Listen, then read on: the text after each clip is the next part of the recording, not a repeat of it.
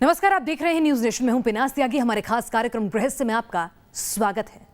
आज अगर हम आपसे सवाल करें कि अर्थशास्त्र, राजनीति और कूटनीति का पितामह कौन है, तो आपके जहन में तत्काल नाम आ जाएगा चाणक्य। लेकिन क्या आपने चाणक्य की जहरीली कन्याओं के बारे में सुना है?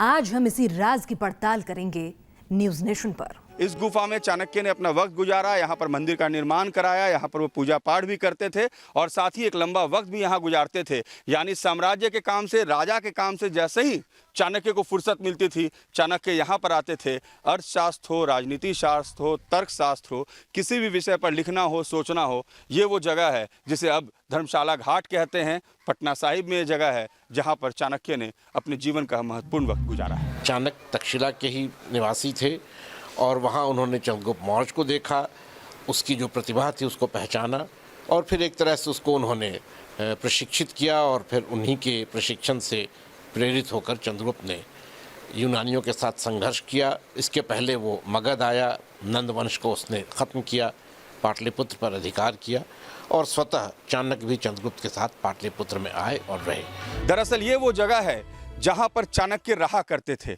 हम चाणक्य की गुफा पर हैं और ये वो गुफा है। बताते हैं कि चंद्रगुप्त मौर्य के दरबार में भले ही प्रधानमंत्री की हैसियत थी चाणक्य की, लेकिन चाणक्य अपना वक्त उन तमाम भोग विलासिता से और वैभव से दूर गुफा में गुजारा करते थे। ये वो पूरा इलाका है जहाँ जिसे गुफा कहते हैं, जहाँ चाणक्य रहा करते थे। यहाँ पर ही वो अर्थशास्त्र और राजनीति शास्त्र का निर्माण किया करते थे। विजय प्राप्ति के बाद चाणक्य यहीं निवास किए, शांति प्राप्त किए और चाणक्य गुफा इसलिए कहा गया कि यहाँ से कहा जाता था कि पानी के नीचे नीचे हाजीपुर तक जाने का मार्ग था। आपको शायद ये भी जानकारी ज़रूर होगी कि जो मंगल तालाब कहलाता है, वहाँ पर भी खुदाई के दौरान मौर्यकालीन अवशेष मिले हैं।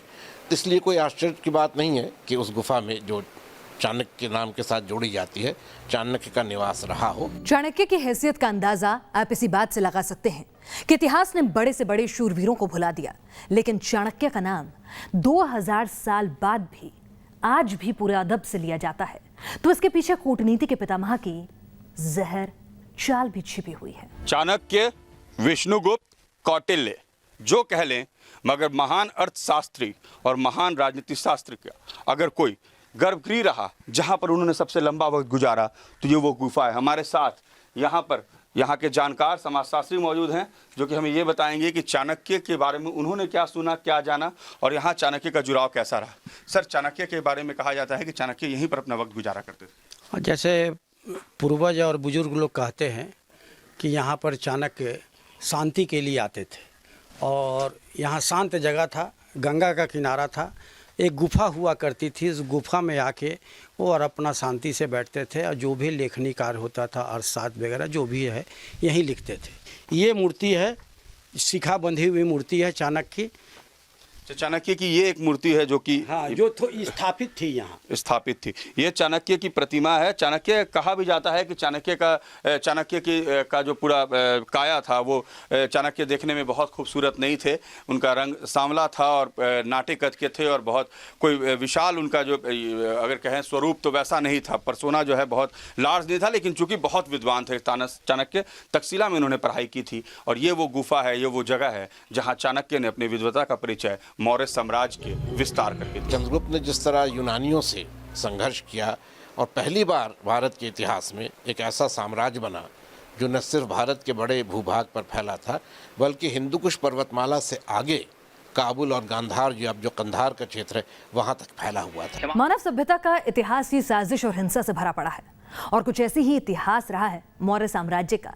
जिस साम्राज्य को चाणक्य ने अपनी जहरीली चाल से खड़ा किया, वो खुद जहर की साजिश का शिकार हो गया। जो लोग चाणक्य की पूजा करते हैं वो लोग हमारे साथ मौजूद हैं।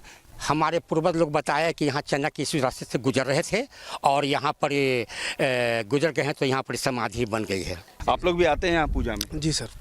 क्या होता है यहाँ पर? यहाँ पे 10-12 लोग जितने आदमी इकट्ठा हो सकते हैं वो लोग आते हैं। फड़ी, बुंदिया, लड्डू, चना, जौ, फड़ी ये सब मिक्स करके वहाँ पे पूजा होता है उनका और सब कोई नारा लगाता है कि राजा राज करे प्रजा सुखी रहे, राजा राज करे प्रजा सुखी रहे। तो यहाँ पर ये मानते हैं कि चाणक्य की समाधि यहाँ पर रही। आप लोगों ने भी यही? जी, हम लोग भी पूर्वजों से ही सुना है। तो यहाँ हर साल पूजा करते हैं? जी, आषाढ़ की पूर्णिमा के दिन। चाणक्य ने अलेक्जेंडर को हरा दिया, लेकिन एक साजिश ने मौर्य समाज की उस महारथी को भी च्युत कर दिया। एक ऐसी हार जिसमें मौत के पंजे से बचने का रास्ता तक नहीं था। तो आज के रहस्य के इस एपिसोड में बस इतना ही। देश और दुनिया की तमाम अहम खबरों के लिए आप देखते रहिए न्यूज़ नेशन।